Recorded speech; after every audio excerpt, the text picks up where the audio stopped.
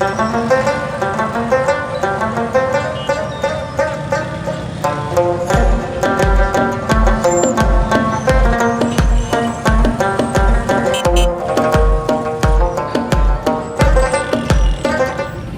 د افغان واینز یوټیوب چینل قدرمنو لیدونکو هیله لرم چې جوړ روغ خوش خوشحاله به یاست او شپږمه روژه به مو په خیر خوشحالۍ سره تر دا مهاله رسولي. د کندهار ولایت د نوي سړک په سیمه کې ولاړ یم. دلته د روژه مات وخت فقط 1 ساعت وخت پاته دی. زیاده ګڼه ده، خلک راوځي د روژه مات لپاره شان رانیسي، وړې د روژه مات لپاره تیاران نیسي. د دې پر نوي سړک پر سیمه باندې نو سمبوسې دي، پکوړې دي، رنګارنګ شان خرڅېږي او ډېر ګڼه ګوڼه ده د خلکو باندې.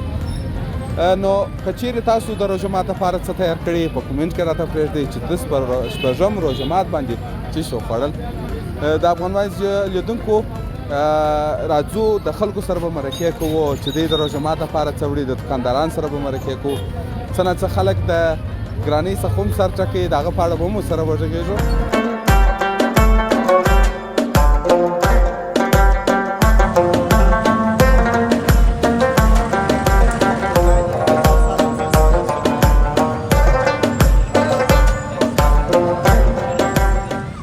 قدرمنو لیدونکو رالو دغه یو د دغه اشپز به څنګ ته ولاړ دی، نو سمبوسې چې د پیازو او پکوړې دي، هغه رقم د پټاټو سمبوسې چې دا خرڅوي. روژه هم د افدی اختام دی، کله چې دی د کاره فارغه سي بیا ودل سر جوړ په خیر استاد. والله شکر، ته څنګه؟ شبه خیر، جوړ راغه. څنګه د روژه څنګه ده؟ والله ښه ده، بیدار امیده یې خوبه یا ان شاء الله ششکال نه غمیږي دونه ولې نه غمیږي؟ هوا خو نه کده څنګه جی چیش په خیر پده لکه جلبۍ دي، پکوړې دي، سمبوسې دي، رولونه دي، چکن ساده رول دي. دا واس په دا روژه کې خرڅه کیا پام خاص ورځ یا هم خاص ورځ کې هم خرڅه په روژه کې به ګراکان ډېر وي ان شاء الله. په روژه کې ډېر ګراک وي ځکه چې ګرځه د شانو روژه یې ګرځه ورځ خپل باندې هر شي چې ویني هوا ورته کی کیږي. تا شاره کم پخ کړی هغه چې کیا سمې پخې یا ان شاء الله خپل بندګي کوشش کوو. تیر ورځ ما چار اني وي ډېر عوام ورته سو کله چې په روژه مات وخړی هغه هیڅ فن نه کوي او هغه به یو بل کومه چاره جو س دا درمخه چې پخکړی جو څه پکا درته وته وسه ما خالي ورته دوم سره کومه دوم واره هم ټولور کومه اته جو د مغه سره توجه سره بیا روژه مات فن نه کینو وخت په نیول کېږي او نو بیا چې توجه ورکې بلا خو نه دیسه توجه نه غواړي یا بلا توجه نه خوښه یوازې پر دې خرچه ک کور تومړي یا کور مې خپل کور ده هم وخت راستول سوا یو وخت نه استولې بیا خو به خوش کمش کنه خامخا خوش کېږي لار مور یو بل څوک مننه ژوندی اوسئ، ډېره مننه. لیدونکو ځو د نوي سړک پر علاقه یو، بیا به ځو شهیدانو چوک ته. د شهیدانو پر چوک باندې هم ډېر زیات راشي ګڼه ګوڼه. ایرانو د کندهار بازار دی او نوی سړک حضرت بابا سیمه شهیدانو چوک چوک مدد دغه د خوراک سامان چې دلته خرڅېږي د روژه مات لپاره خلک وړي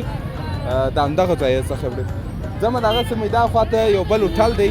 هغه هوټل ته ورځو چې هلته چیش پخېږي او هغه خواته چې ګورې د ګندمک په نامه ننوایي ده چې دا بیا جلا یو خاص ډوډۍ پخوي. راځو هلته تاسو راسره اوسئ.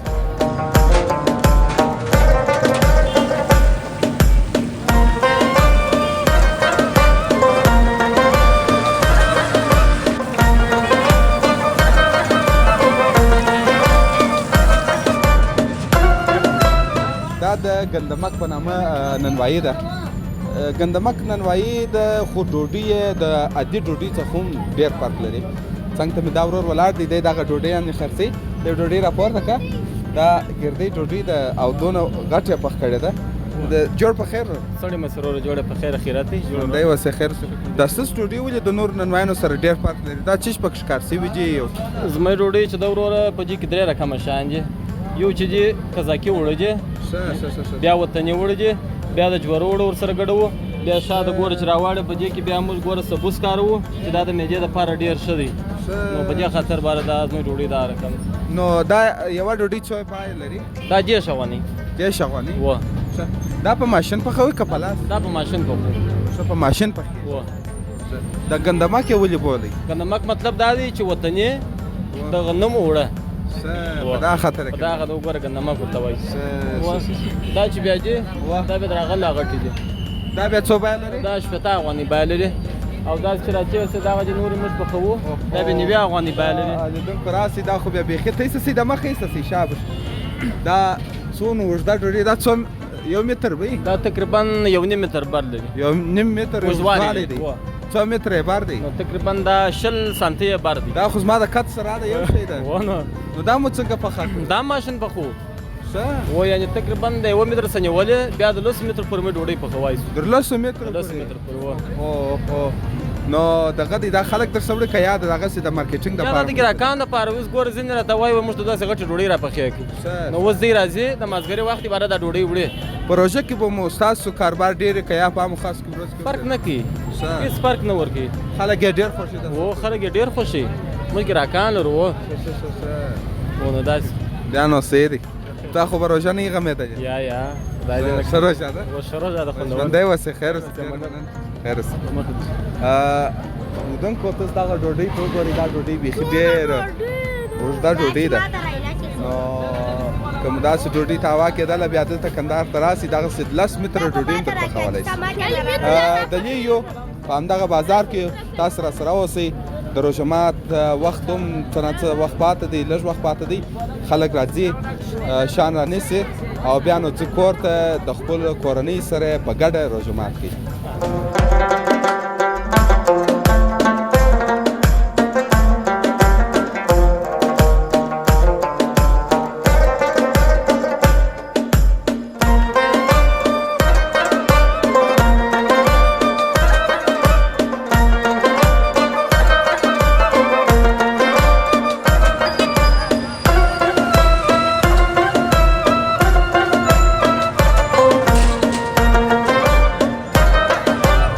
لیدونکو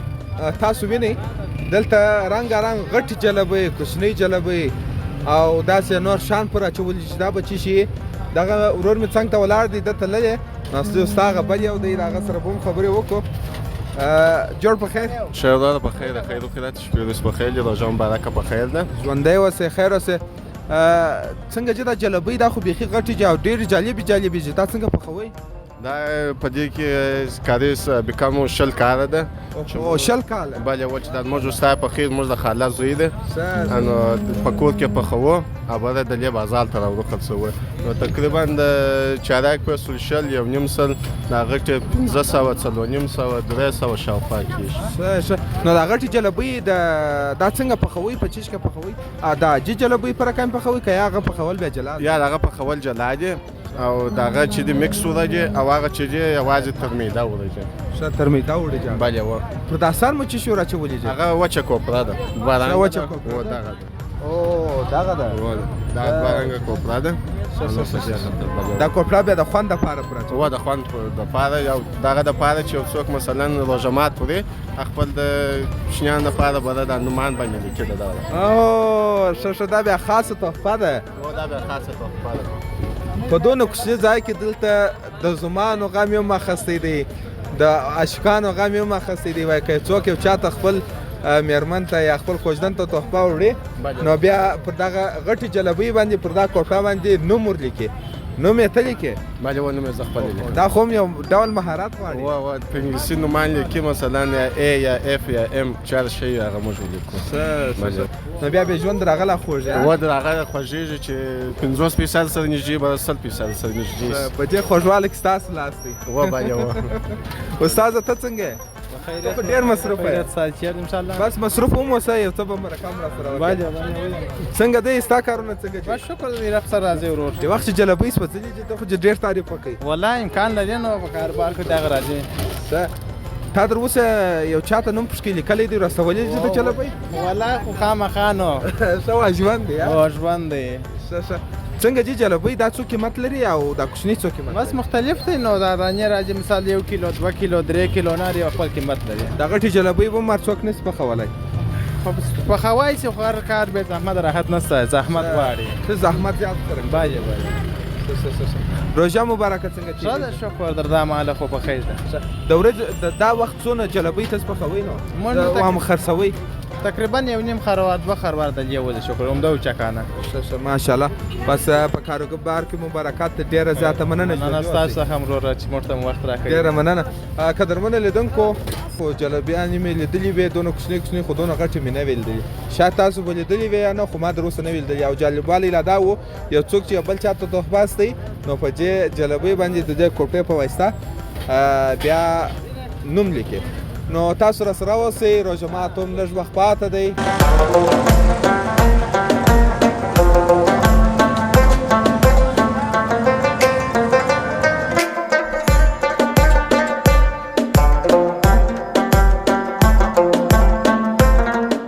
دلته مې ځان ورسوئ دلته هم پکوړې دي رولونه دي سمبوسې دي جلبۍ دي هغه چکن رول دی او داسې نور ډېر څه خرڅېږي راخوا ته پسې پخېږي استاد مې څنګ ته ولاړ دی جوړ په خیر الله دې راولو خیر خیرات دې شپه ورځ په خیر تېرېږي خیر ژوند په خیر دی ته په روژه کې ډېر خوشحاله یې او که یا په خلاص خوله کې په روژه کې خوشحاله یم و څه خاطر په دا دی چې عبادت میاشت ده که نه ګناهګانې رانه شوي دي خلاص ورځ کې ګناوې کوې ولې انسان دی کمزوری ده ګناه ونه کېږي ولې نه کېږي دروغ دي ویلې بېایماني دې وکړه اوهو دا د چکن رول راورسېدی دا وخورم نوش جان ښه یا نو خو هېڅ اجازه نشته چې ویې خورم دا هلته ایږدي اوه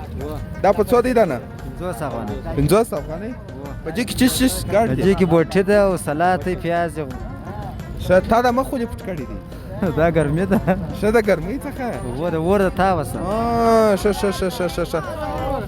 څنګه دي طالبان دي څنګه دي کارونه دي څنګه دي الحمدلله الله نه ډېر شکر ګزار یم ماشاءالله ډېر رش دی بدر باندې اوه ډېر راشي الحمدلله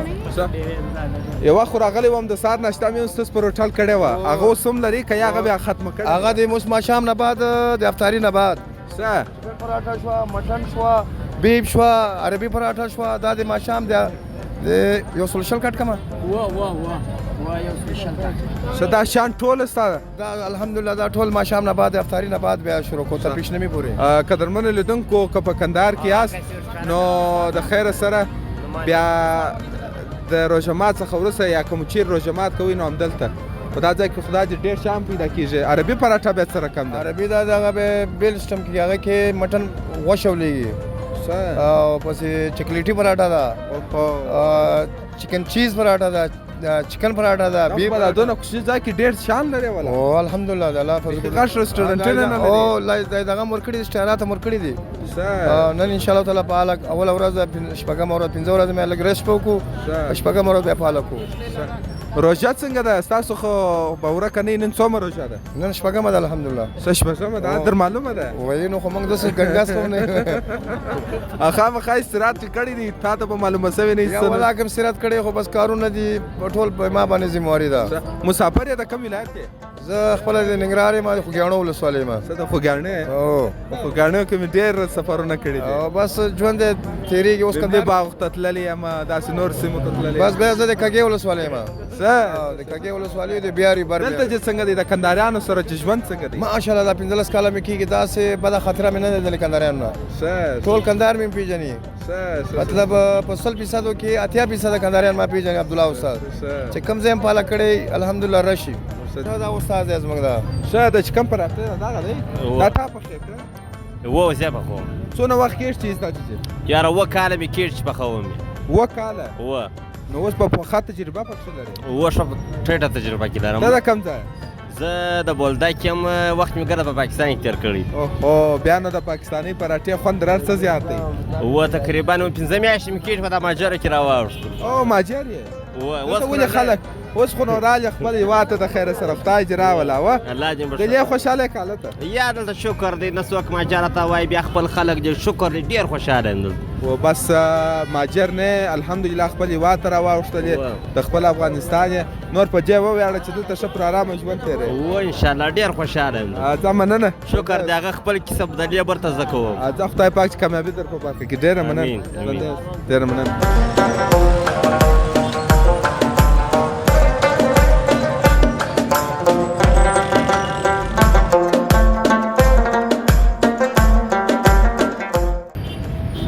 نننۍ خپرونه مو پر همدې ځای پای ته رسیږي در بلې دا ښایستې خپرونې چې زه منیر خان فیصل ستاسو په درانه چوپړ کې حاضرېږم اجازه راکوئ پر لوی الله مو سپارم